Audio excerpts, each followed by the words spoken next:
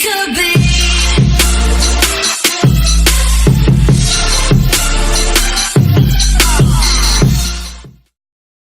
Unbeknown to them, two future doctors and the show's head writer Juby came together on the fateful day in the 1970s to meet Tom Baker, Doctor Who is known for delivering the most weird and wonderful wibbly-wobbly timey-wimey twists on screen.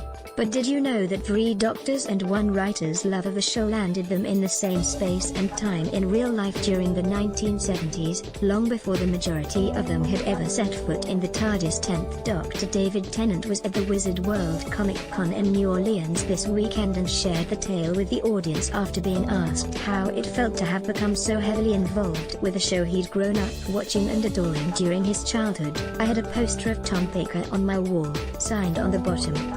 He came to John Menzies, which is a bookshop in Glasgow.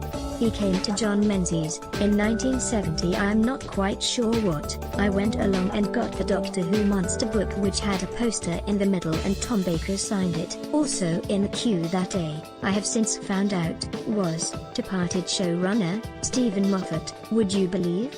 Also getting something signed. Steven Moffat, Getty." Now you might think that's more than enough of a coincidence. But there was yet another twist in the tale. Tennant wasn't the only future Doctor hoping to get Baker to sign his book that day. "I only recently found out that there was somebody who missed it, who came too late with his book and didn't get it signed that day," said Tennant, pausing for effect before revealing the mysterious figure's identity as none other than the 12th Doctor. "Peter Capaldi turned up late, so yeah, it's quite weird that 3 of us, for whom Doctor Who has ended up being quite a large part of our life, were nearly in the same queue in John Menzies that day."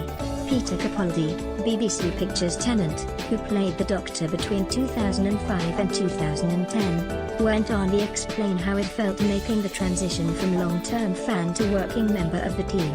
"It's odd that something that you loved, and that inspired me, and certainly Steven, Peter and myself. I think it's fair to say that to a greater or lesser extent the television program inspired us to go into the career that we've gone into, and we've all ended up being in it, and it's been a huge part of our life." He mused. "It's odd. It's weird, because you moved from it being something you loved and indulged a passion for and bought books on and put posters on your wall for, to something that you then have a responsibility for in some sense, and it's quite surreal, and it keeps being quite surreal. Even now it's quite surreal. Then once you start doing it, you spend a few days going, this is weird, that's the TARDIS, I get to go in it, and then you just have to get on with it." That doesn't stop the actor, whose father-in-law, Peter Davison, is also a former Doctor, loving the show, though. "It doesn't mean you stop loving it, it doesn't make it any less special, it just makes it a special in a very different way," Tennant added.